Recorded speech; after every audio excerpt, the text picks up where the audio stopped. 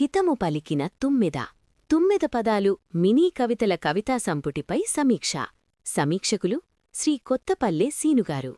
లఘురూప కవితాకుసుమాలు తుమ్మెద పదాల పాటగాడు వెంకటసుబ్బయ్య అందరికీ సుపరిచితుడే. ప్రొద్దుటూరు సాహితీ సేద్యములో నిరంతర శ్రామికుడు. ఎన్నో కవితలను వ్రాసిన మంచి కవి. గత సంవత్సరమే ఎదమిటిన రాగాలు అనే కవితా సంపుటితో మన అందరి హృదయాలకు కమ్మని కవిత్వాన్ని అందించిన కవి. ఆ రాగాలు ఇంకా మన మదిలో సవ్వడి చేస్తూనే ఉన్నాయి. కాశీవరపు వెంకటసుబ్బయ్య ఆరుద్రగారి కూనలమ్మ పదాలను ఆదర్శంగా తీసుకున్నాడో, కోయిలమ్మ పదాలకు పరవశించాడోగాని ఆయన సాహితీ సేద్యం నుంచి పండించిన అపురూపమైన కవితల పంటే తుమ్మెద పదాలు. తెలుసుకదా తుమ్మెద అనే మకుటంతో సమాజంలోని చాలా విషయాలను అక్షర విన్యాసం చేశాడు. కాశీవరపు వెంకటసుబ్బయ్య జీవిత నేపథ్యం చూసుకుంటే వృత్తిపరంగా వ్యవసాయం. బీడువారిన నేలలో సైతం అద్భుతమైన పంటను పండించగల సమర్థుడు. ఆయన మనస్సునుంచి కవిత్వం పుడితే ఆ సాహితీ సుగంధం విశ్వమంతా అల్లుకుంటుంది. ప్రస్తుతము కవిరాసిన ఈ సంపుటిలోని కవితలలో అక్షరాలు కనిపించవు. అన్నీ అనుభవాలే. ఈ కవితలు చదువుతూ ఉంటే మన జ్ఞాపకాలు మళ్లీ మళ్లీ ఒక వేదిక మీదకు చేరి నృత్యం చేస్తూ మనకు దర్శనమిస్తుంటాయి.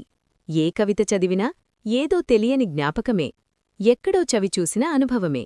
ఈ కవితా సంపుటి చదివాక లఘురూప కవితే అయినా ఇది రాయడానికి ముందు కవి కాశీవరపు వెంకటసుబ్బయ్య అనేక జీవితాలను, వివిధ దశల్లో సమాజ స్వరూపాలను, దైనందిన జీవితంలో నిత్యం తారసపడే మనస్తత్వాలను, మనిషి బలాలను, బలహీనతలను చాలా సమగ్రంగా ఆకలింపు చేసుకున్నారు అనడానికి తగిన సాక్ష్యాలు చాలా కవితల్లో కనిపిస్తాయి.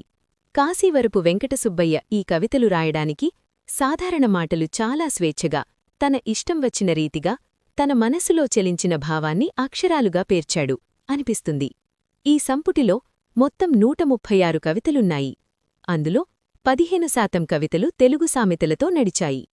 మిగిలిన కవితల్లో 25% సమీక్షించాలని మీ ముందుకు వచ్చాను. తన మొదటి కవితలో మాట వినదు మనసు, ఆగమన్నా ఆగదు వయస్సు, పద్యానికి ఛందస్సు సొగసు, తెలుసుకదా తుమ్మెదా అంటాడు. కాలగమనం ఎంత సత్యమో ఇది అంత సత్యం. మనసు మనిషి మాట వినదేమో, కాని మనిషి మనసు మాట వింటే బాగుంటుంది. ఎందుకంటే మనిషి తప్పుగా ఆలోచించినా మనసు మాత్రం మంచి చెడులు హెచ్చరిస్తూనే ఉంటుంది. మనసును అదుపులో ఉంచుకుని ఆగని కాలంలో తరిగిపోయే వయసును గుర్తెరిగి, వయసు పెరిగే కొద్దీ మంచి పనులు చెయ్యాలని, పద్యానికి ఛందస్సు ఎంత సొగసో మంచి పనులు మనిషికి అంత సొగసునిస్తాలని కవిభావనలా తోస్తుంది. అసలు కవిత్వమంటే మనిషిలోని మాలిన్యాన్ని తొలగించి మంచి మార్గాన్ని చూపించేదిగా, సాహిత్యమంటే సమాజానికి హితం చేకూర్చేదిగా ఉండాలంటారు. ఆ బాధ్యత కవి మోయవలసిందే. కాశీవరపు వెంకటసుబ్బయ్య కూడా ఎలాంటి పదాడంబరాలు లేకుండా, అంత్యప్రాసలు పాటించాలనే నియమాన్ని పెట్టుకోకుండా తన మనస్సులో పొంగిన భావాన్ని నేరుగా పాఠకులకు చేర్చాలని ఆలోచించాడు. చెడువైపు నడవకు, కాని పని చేయకు, మంచి ఎప్పుడూ కరుకు, తెలుసుకదా తుమ్మెదా అని రాస్తాడు. ఈ పదాలు ఎవరికి తెలియవు, ఈ మాటలు ఎవరు వినలేదు. కాని కాశీవరపు వెంకటసుబ్బయ్య ఈ కవితలో చిన్న మాటలతో ఓ అద్భుత సందేశమిస్తున్నారు. మంచి చెయ్యాలనుకున్నప్పుడు ఎవరూ సులభంగా ఆమోదించరు. కరుకుగా, కష్టంగానే ఉంటుంది.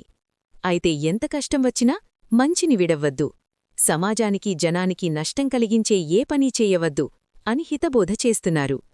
కోపతాపాలు అనర్థదాయకం, ప్రేమాభిమానాలు ఆనందదాయకం, మనిషి మనిషిలా బ్రతుకుటే స్ఫూర్తిదాయకం. తెలుసుకదా తుమ్మెదా అని ఈ కవితలో మనిషి ఎలా ఉండాలో, ఎలా ఉండకూడదో తెలుపుతున్నాడు. మనిషి చిరునామా నేడు సమాజంలో వెతకవలసిన పరిస్థితి ఉంది. ఇతరులపై ఓర్వలేనితనంతో అనవసర కోపతాపాలు పెంచుకుని ఈర్ష్య, అసూయలతో రగులుతూ ఉన్నాడు. సాధించేదేమీ లేదు, అనర్థం తప్ప. మనిషి జన్మ మంచి చేయడానికే. పశువులకు లేని విచక్షణ జ్ఞానం మనిషికి ఉంది.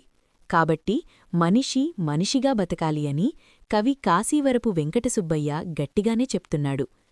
ఇదే కోవలోనే మనిషితనం మానవత్వం లేదు, మానవత్వానికి మించిన మతం, మానవత్వం లేని తత్వం అమానుషత్వం, తెలుసుకదా తుమ్మెదా అనే పదం ద్వారా మానవత్వం లేకపోతే వాడు మనిషి అనిపించుకోడు కదా అని చెబుతూ మనిషి మానవత్వాన్ని పెంచుకుని పశువుల్లా కాకుండా మదినిండా ప్రేమ, కరుణ, జాలి నింపుకుంటే ఆ మనిషి దైవంతో సమానం అని అంటూ నేటి సమాజంలో అధికార ఆధిపత్యంతో, అధికార మదంతో, మైట్ ఈజ్ రైట్ అన్న భావనతో ఇతరులను దోచుకోవడం, దాచుకోవడమే తప్ప ఇతరుల గురించి ఏమాత్రం ఆలోచించనివాడు మనిషి ఎలా అవుతాడు?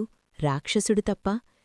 మనిషి తనకోసం తాను బ్రతికితే మామూలు మనిషవుతాడు, పరులకోసం బ్రతికితే దైవాంశ సంభూతుడవుతాడు అంటూ ప్రస్తుత సమాజరీతినే ఈ కవిత ద్వారా ఎత్తిపొడుస్తున్నాడు. పరుల ధనం దోచుకొను రాక్షసుడు, తన సొమ్ముతోనే బతుకు మానవుడు, పరులకోసమే జీవించు దైవాంశుడు, తెలుసుకదా తుమ్మెదా అంటాడు. అక్కడక్కడా ఈ కవి మహాకవులను సైతం గుర్తుకు తెచ్చాడు. అల్పుని మాట ఘనం, ఉత్తముని మాట మృదువు, గుర్తించుటే జ్ఞానం, తెలుసుకదా తుమ్మెదా అని అంటూనే ప్రజాకవి వేమనగారి అల్పుడెప్పుడు పలుకు ఆడంబరముగాను, సజ్జనుండు పలుకు చల్లగాను, కంచు మ్రోగినట్లు కనకంబు మ్రోగున, విశ్వదాభిరామ వినురవేమ పద్యాన్ని గుర్తుకు తెస్తాడు.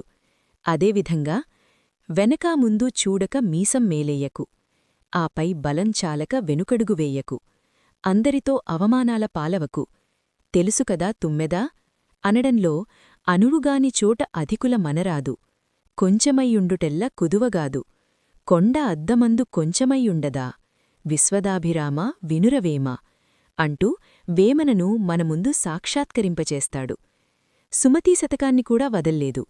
వినదగునెవ్వరు చెప్పినా వినినంతనే వేగపడక వివరింపదగున్ అన్న విధంగా అన్ని వైపులనుంచి ఆలోచనలు రానియండి, ఎవరు చెప్పినా విధిగా వినండి, ఆ పైన నిజాన్ని నెగ్గుతేల్చండి, తెలుసుకదా తుమ్మెదా అంటాడు మరో పదంలో.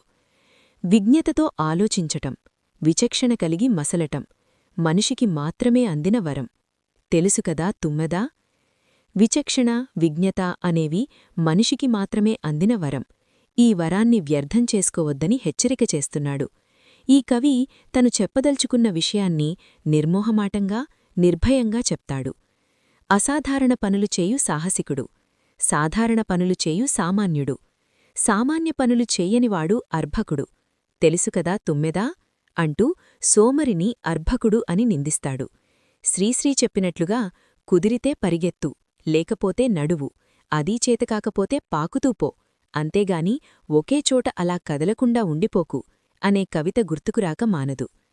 కాలం ఎవ్వరికోసం ఆగదు, కాలంతో పాటే సాగిపోవాలి, కాలం కలిసిరాలేదని ఆగిపోరాదు, తెలుసుకదా తుమ్మెదా అని చెప్పడంలో అనిల్ అంబానీకైనా, రతన్ టాటాకైనా, రిక్షా కార్మికుడికైనా ఉన్నది రోజుకు 24 గంటలే. కాలం నీతో కలిసి రాలేదని ఊరికి కూర్చుంటే జీవితంలో ఎప్పటికీ ఎదగలేవు. కాలంతో నువ్వు కలవాలి. Stop not till you reach the goal అనే వివేకానంద సూక్తిని గుర్తుకు తెస్తాడిక్కడ. మరో కవితలో పద్యానికి, గద్యానికి, కథకీ కవితకి కడప గడపమేటి, తెలుసు కదా తుమ్మెదా. ప్రాంతీయ అభిమానాన్ని, పుట్టిన గడ్డపై ప్రేమను చూపించాడు కవి.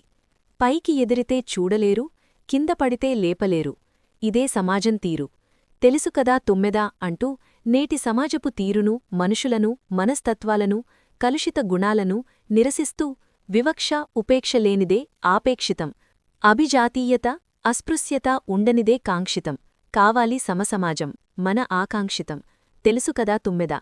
గాంధీజీ కలలను సాకారం చెయ్యాలని సంకల్పిస్తాడు. ఇంకోచోట ఆనందం అంబరమైతే, దుఃఖం పాతాళం, రెండూ మనకు దూరమే, తెలుసుకదా తుమ్మెదా అనే కవితలో ఆనందం అంబరమైతే అనే మొదటి లైను చూడగానే మళ్లీ శ్రీశ్రీగారు ఆనందం ఆర్ణవమైతే, అనురాగం అంబరమైతే, అనురాగపు టంచులు చూస్తాం, ఆనందపు లోతులు తీస్తాం అంటూ మనలను పలకరించినట్లుంటుంది. మన సంస్కృతి, సాంప్రదాయాల పట్ల కవికి ఎనలేని గౌరవం, భక్తి. నాగరికత మోజులో పడి మన సంస్కృతిని, సాంప్రదాయాలను విడిచిపెడుతున్న వైనం గురించి బాధతో పంచెకట్టు, చీరకట్టు, నొసట బొట్టు, ఇంటి ముంగిట ముగ్గు కనుమరుగవుతున్న తీరు అబ్బురం, తెలుసుకదా తుమ్మెదా అంటూ ఆవేదన వ్యక్తం చేస్తాడు. రాయలసీమ మంచికి మారుపేరు, కులమతాలకు అతీతం. కులమేదైనా, మతమేదైనా సంస్కారవంతంగా అన్నా, వదినా, అక్కా, బావా, మామా, పిన్ని, బాబాయ్ అంటూ వరసలతో బాంధవ్యాన్ని కలుపుకుపోయే తత్వం. ఎందుకో క్షణికావేశం, అంతవరకూ పెనవేసుకున్న బాంధవ్యం కూడా అనవసర పౌరుషముతో గొంతులు కోసుకునేంతగా మారిపోతుంది. మనుషుల మధ్య పౌరుషం అనే విలన్ను పారదోలాలని సీమలో ఇరుపక్షాలలో ఎవరూ వైరులు కాదు. అయినా కుత్తుకలు తెగి నెత్తురు పారుతుంది. వీరికి పౌరుషమే విలన్ అని ఎప్పుడు తెలుస్తుంది? తెలుసుకదా తుమ్మెద. పౌరుషమే విలన్ అని తెలుసుకోవాలని తుమ్మెద పలుకులు పలుకుతున్నాడు కవి. కవి తుమ్మెద పలుకులు అని ఎందుకంటున్నాడు అంటే, తుమ్మెద పుష్పాలలోని మకరందాన్ని గ్రోలినట్లే కవి కూడా మనుషులలోని మంచి భావనలనే చాటుతున్నాడు కావున. ఒక తల్లి బిడ్డను కనాలంటే నవమాసాలు మోసి కష్టాలు ఓర్చుకొని నొప్పులను భరిస్తూ బిడ్డకు జన్మనిస్తుంది. ప్రతి జననం వెనక ఎంతో కష్టముంటుంది. రైతు నుండి ఒక పంట రావాలంటే ఆ రైతు అదును కోసం ఎంత ఎదురుచూస్తాడో, ఎండనుకా వాననకా కష్టపడితేనే మంచి ఫలసాయం వస్తుంది. అలాగే ఒక కవి కూడా ఒక కవితగాని కథగాని తన కలంనుండి పుట్టించాలంటే ఎంత పరితపిస్తాడు, ఎంత సమయం కేటాయిస్తాడు, తన ఆరోగ్యం తన మేధస్సు ఎంత ఖర్చు చేస్తాడు. చిత్రకారుడు కూడా మంచి బొమ్మ గీయాలి అంటే అంతటి కష్టాన్ని నెత్తిన ఎత్తుకుంటాడని ఆలోచించి రైతు సతమతమవుతాడు. చాలు చెక్కబడక కవి గిలగిలా కొట్టుకుంటాడు, వాక్యం సరిపడక. చిత్రకారుడు గజగజ తన్నుకుంటాడు, చిత్రం రూపకట్టక.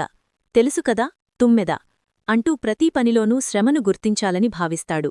మరో కవితలో ఒకడి ఆలీ ఒకడికి తల్లి, స్త్రీని గౌరవించడం నాగరికం, స్త్రీ రక్షణకు నిలబడేవాడే వీరత్వం. తెలుసుకదా తుమ్మెద అంటూ ఎత్ర నార్యస్తు పూజ్యంతే రమంతే తత్ర దేవత అన్న మనుస్మృతిని గుర్తుచేస్తూ స్త్రీలపట్ల తనకున్న పూజ్యభావాన్ని, అపారమైన గౌరవాన్ని తెలియచేస్తున్నాడు కవి. కాలుజారి కిందపడినా తిరిగి లేవవచ్చుగాని మాటజారి ఎదుటివారి హృదయాన్ని గాయపరిస్తే తిరిగి కోలుకోవడం కష్టం. కాబట్టి మాట నియంత్రణలో ఉండాలని సందేశిస్తూ, తొందరపడి తొలనాడకు, తలనాడిన మాటేదీ తిరిగిరాదు, తూలిన మాట మచ్చగా మిగులుతుంది. తెలుసుకదా తుమ్మెద అంటూ తుమ్మెద తీయని పలుకులను అందజేస్తున్నాడు కవి. ఈ తుమ్మెద పదాల కవితలన్నీ కవి యొక్క స్వీయ అనుభవాల ఖాతాల్లోనుంచి తొంగిచూసినవే అని చెప్పడానికి ఈ రచయితతో పరిచయమున్న ప్రతి మిత్రుని మనస్సు సాక్షిగా నిలబడుతుంది. మనుషుల మనస్తత్వాలను, సమకాలీన సమాజాన్ని, సమాజంలో మారుతున్న పరిస్థితులను ఒక పరిశోధకుడిలా పరిశోధించి వాటికి తన కవితల్లో సముచిత స్థానం కల్పించిన కాశీవరపు వెంకట సుబ్బయ్య ప్రతిభను అభినందిస్తూ, వారి సాహిత్య కళాన్ని విశ్రాంతినివ్వకుండా పాఠకలోకానికి మరిన్ని కవితలను, కథలను అందిస్తారని ఆశిస్తూ ఒక చిన్న విన్నపాన్ని కూడా తెలియచేస్తున్నాను. భావి భారత పౌరులు నేటి పిల్లలే కాబట్టి ఆ పిల్లల మానసిక, వ్యక్తిత్వ వికాసానికి ఇలాంటి సూక్తులు అవసరమవుతాయి కాబట్టి ప్రతి పాఠశాల లైబ్రరీలో ఈ పుస్తకాలను ఉంచి విద్యార్థులు ఇవి చదివేలాగున అన్ని పాఠశాలలకు ఈ పుస్తకాలను పంపిణీ చేయగలిగితే బాగుంటుంది అని కోరుకుంటున్నాను. సెలవు.